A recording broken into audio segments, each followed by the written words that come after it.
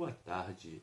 Hoje estarei falando para vocês sobre os 7 pecados capitais, que vamos dar a sequência, aos nossos vídeos.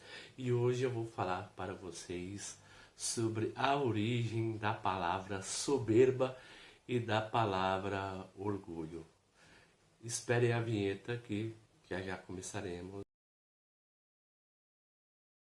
O porquê que a soberba, né, é a mãe de todos os pecados capitais dentro da teologia católica.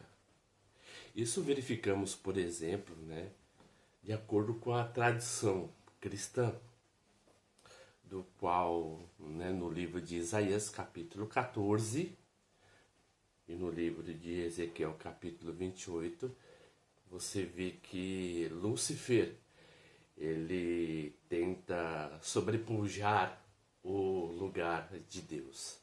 Ele tenta fazer o quê?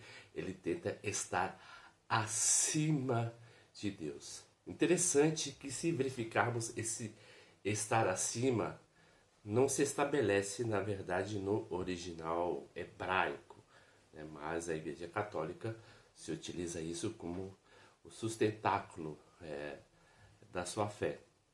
O porquê? Porque a palavra soberba, ela é totalmente um substantivo feminino do latim supervia, que significa elevação, orgulho ou estar acima. Então essa já é uma característica da palavra soberba. É interessante que soberba se vem do latim supervia, mas a palavra orgulho, a conotação dela já é de outra origem. Ela vem do catalão, e também do castelhano, que significa orgulho. Orgulho tem uma característica própria da pessoa se sentir excelente naquilo que faz. Então ela já tem uma conotação totalmente exagerada. Então essa conotação exagerada, ela se desbanca até mesmo por duas vias. E o que é isso? O que significa essas duas vias? Primeiro, que o orgulho, ele faz você ter uma honra das coisas que você produziu. Então você começa a se superestimar. E através dessa superestima, você tem novos projetos, novos sonhos, novos desígnios, novos rumos para trilhar. Porque você se viu totalmente capaz de realizar tal feito. Então não há nenhum problema a pessoa sentir orgulho consigo mesmo e orgulho com o outro. Mas o interessante do orgulho, é aquela sensação do próprio termo, em castelhano, que diz que é orgulho, que significa uma visão totalmente exagerada de si. Então o orgulhoso, ele tem uma visão totalmente equivocada, porque ele não está olhando de acordo com a realidade, mas ele está olhando de acordo com aquilo que ele sente sobre a realidade. Então, como ele se sente muito excelente naquilo que faz, ele tem um péssimo hábito de parelhar os outros com ele e julgar os outros abaixo, porque as pessoas não chegarão no mesmo nível que ele. Então o orgulho, ele tem essa característica, que é o quê? É um ato de justiça próprio. Eu vou conseguir pelo meu próprio esforço. E assim, pelo meu próprio esforço, eu vou ser justificado por ele. Porque eu estou usando toda a minha energia para que tal coisa, para que tal desejo meu se concretize e se torne realidade. Então o orgulho, ele tem uma visão muito positiva, e ele também tem uma noção muito negativa, porque ele vai julgar as suas sensações. Ele vai julgar o mundo mediante os sucessos que ele teve, e vai julgar as outras pessoas como inaptas. Interessante que não foi esse o pecado de Lúcifer, de acordo com a tradição católica.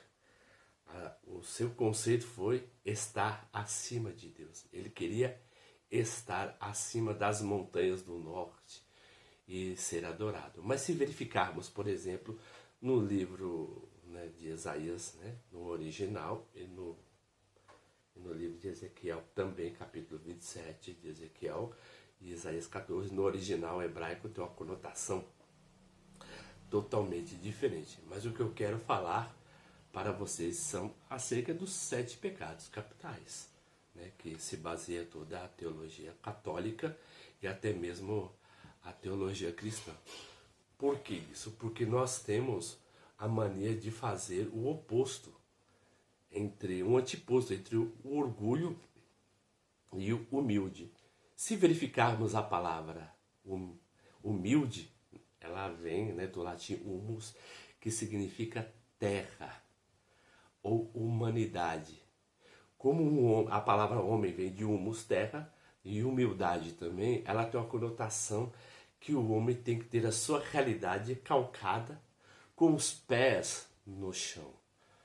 O conceito de humildade, né, que nós reconhecemos hoje é uma visão totalmente deturpada, né, da visão original mesmo, né, da palavra humildade. Porque aquele que é humilde é humano e aquele que é humano ele não comete o pecado de, vamos dizer assim, né, o pecado de querer se sobrepor. Ele conhece tanto o seu limite quanto o limite do outro. Então, né, você vê que aí já desbanca até uma espécie de ideologia dentro do próprio termo. Mas se verificarmos na história, o ser humano ele nunca agiu em humildade, em raras exceções, né? A humildade, por exemplo, ela mais se vincula a alguém que está fora do poder, aquele que não galga o poder. Porque aquele que galga o poder tem a opção de deixar a sua humildade. Isso, olhar a vida e a realidade como ela é. Visto que o orgulhoso, ele vê a realidade conforme ele sente. Ele se sente acima. Então, o humilde não é aquele que anda de cabeça para baixo. O humilde não é aquele que rasteja, não é aquilo que é submisso, não é aquilo que ele seja quieto, né? Hoje em dia as pessoas têm muito essa concepção de assimilar que uma pessoa fechada, reclusa, não reclama de ninguém, é uma pessoa humilde. Na verdade, é uma concepção até mesmo, né, de um catolicismo popular, não dentro do catolicismo no ramo teológico, na visão tomista, né? Porque é interessante que quando Tomás de Aquino ele vai elaborar os conceitos dos pecados capitais, ele elabora muito, né, utilizando filósofos até mesmo orientais, Avicena, né, Averroes, e também ele se utiliza muito também de Aristóteles para se estabelecer a sua teologia. Por quê? Porque Aristóteles ele era um filósofo totalmente empírico, né? Então, a Suma Teológica, quando, né, São Tomás de Aquino vai sintetizar as obras que foram criadas por Evagrio, ele utiliza de concepções gregas, né, e de concepções orientais, para verificar que o quê? Porque a verdadeira humildade do homem se estabelece de acordo com a realidade com que ele vive. Ele se conhece, ele sabe do seu potencial, mas só que ele não olha daquilo que ele sente. Então, o humilde, enquanto que ele olha aquilo que ele sente acerca da realidade, o orgulhoso, ele olha de acordo com aquilo que ele sente. Interessante que na psicanálise e na psicologia trabalha muito bem esse termo, falando, né, do pecado do orgulho e o pecado da inveja. Por quê? Porque o orgulho em excesso, na verdade, ele é uma espécie de vaidade. E essa ostentação que é a soberba, né? E os teólogos dizem que esse foi o primeiro pecado capital. foi o primeiro pecado constituído por Lúcifer, por exemplo, no céu, de acordo com a tradição católica, e por Adão e por Eva, que quando eles foram comer do fruto proibido, eles queriam se tornar semelhantes a Deus, não acima de Deus.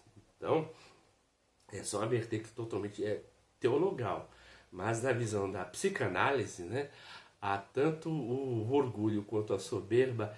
Ele é uma característica de fraqueza e de necessidade de autoafirmação. Ou seja, tudo que é exagerado é falso. Então, toda a ação que o ser humano tenta demonstrar em excesso, seja em palavras ou seja em atos, é um pecado totalmente de desmesura, né? É o pecado de híbris, se eu não me engano, que se diz na filosofia grega. Interessante que, se verificarmos todas as pessoas que agiram nesse pecado de desmesura, conforme na mitologia grega, as pessoas foram castigadas, né, pelos deuses, né? Porque os únicos seres, né, que de acordo com todas as mitologias, né, e teologias que existem no mundo, os únicos seres que podem se ostentar acima dos seres humanos são os próprios deuses, porque o conceito de ética deles não se baseia no nosso. E se verificarmos como nasce o nosso conceito de ética, já tem uma outra vertente, porque a ética que nós acreditamos seguir, ela é de base zoroastriana, conquanto que o catolicismo, né, tanto o judaísmo e o islamismo se basearam nessa noção dos zoroastrinos para estabelecer a noção de bem, de mal, de arrogância, de humildade e de bondade e de maldade. Interessante que, se vocês quiserem verificar até isso a princípio, tem um livro de Mary Boyce chamado The Zoroastrism, né, que fala totalmente desses aspectos que permeiam tanto a teologia protestante, e que permeia ainda, né, e a teologia católica e a teologia islâmica. Se vocês estão gostando, né, dos conteúdos que eu estou passando, não esqueçam, né, de dar um joinha no nosso canal, clicar os comentários, né, apertar o botão de se inscrever, né, e comentar também no nosso canal. E eu agradeço, como sempre, a atenção de todos, né, que estão participando. Para mim é uma imensa alegria. E eu agradeço, como sempre, a atenção de todos e tenha uma excelente semana. Até a próxima.